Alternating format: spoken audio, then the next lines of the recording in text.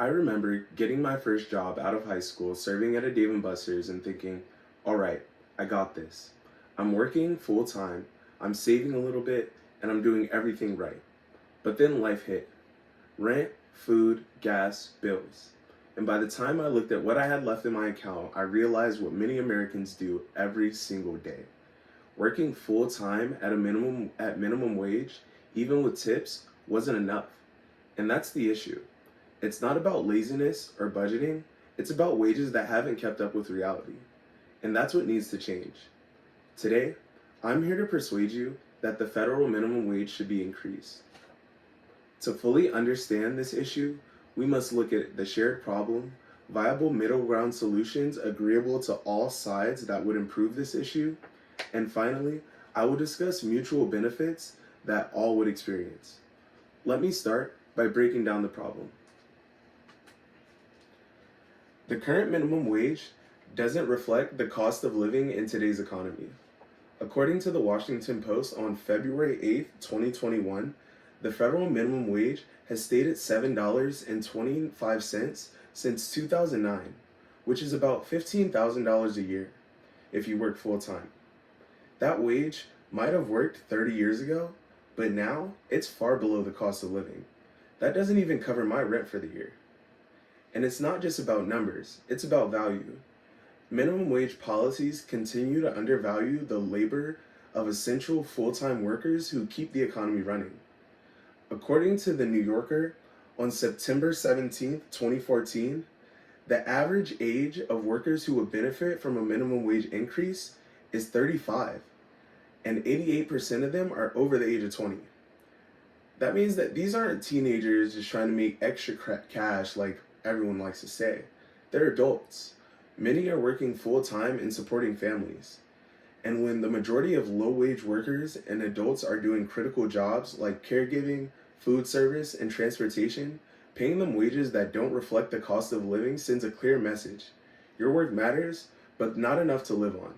And that's a problem of priorities, not production. So what can we do about it?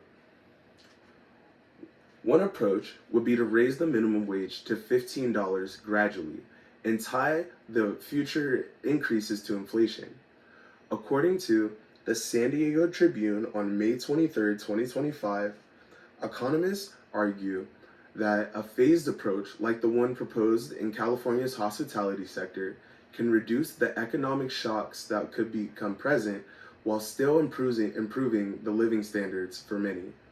Experts note that gradual increases give improving living standards, give businesses time to adjust operations, and protect workers from inflation and erosion. This isn't about jumping too far too fast. It's about making steady, responsible progress. A gradual rise with built-in adjustments gives workers a fair shot without putting businesses on edge. Now, of course, we can't ignore the concerns of small businesses. That's why we should offer tax credits or wage subsidies to help them adjust as well. According to the Chicago Tribune on July 1st, 2021, Chicago raised the minimum wage to $15 and for 400,000 of its workers, and they didn't experience any mass layoffs or widespread business closures. Small businesses shouldn't be punished for increased wages, but workers also shouldn't either. This solution protects both of them. And here's the good news. This isn't just the right thing to do, it's the smart thing to do for the economy. According to ABC News on December 31st, 2024, 21 states raised their minimum wage at the start of 2025, increasing wages for 9.2 million workers and injecting $5.7 billion into the economy. That's more people with more money to spend on groceries, rent, and local businesses, and fewer depending on government's assistance.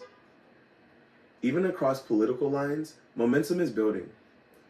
According to CNN, on June 17, 2025, Republican Senator Josh Hawley backed a $15 federal minimum wage bill,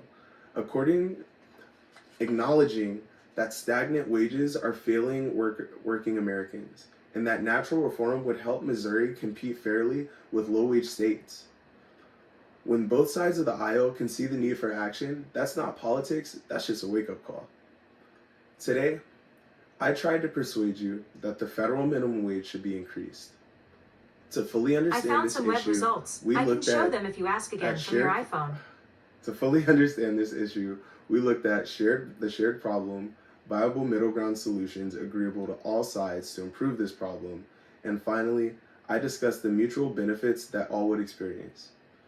So hopefully, next time you hear someone say raising the minimum wage will kill jobs, ask them, what's the cost of doing nothing?